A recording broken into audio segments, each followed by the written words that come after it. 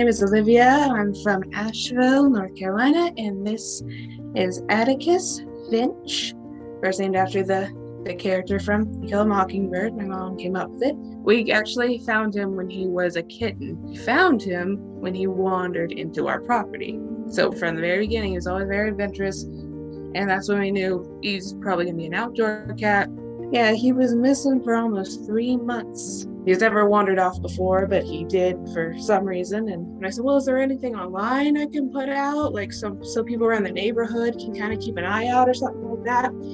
And then that's when I came across PawBoost being advertised on Google. And I said, oh, maybe I'll try that just for the heck of it. Because I do have Facebook and a lot of my Facebook friends are either relatives or they live around here. So I did get a lot of updates about found animals in the area, but none of them looked like him. They were either white cats or brown cats. And then maybe 1 or 2 black cats, but they were clearly very different types of black cats.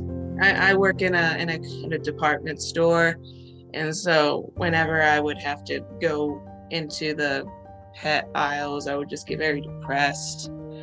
And I was thinking about him quite a bit.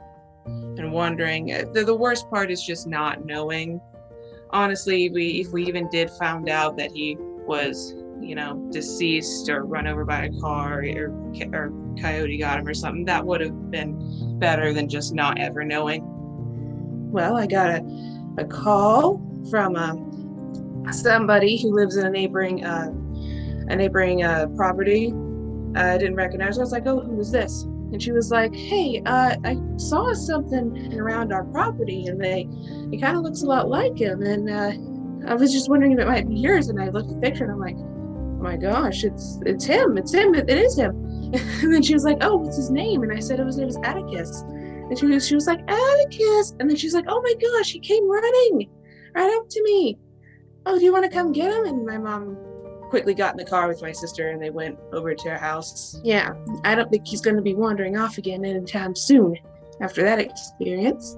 My sister was probably the most emotional wreck of all that, especially when he came back and he started meowing, and then my sister just kind of broke down in tears. Like, I remember his meows. She's 9, so she, it hits her really hard like that.